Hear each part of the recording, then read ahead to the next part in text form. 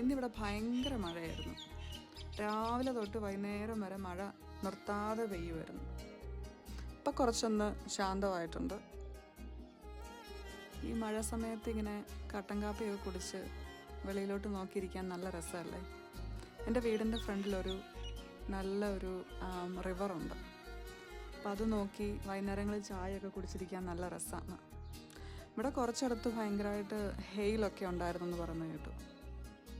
മറ്റേ ഐസ് കട്ട അതൊക്കെ ആലിപ്പഴം പെയ്തെന്ന് പറഞ്ഞു കേട്ടു. എന്തായാലും കൊള്ളാം.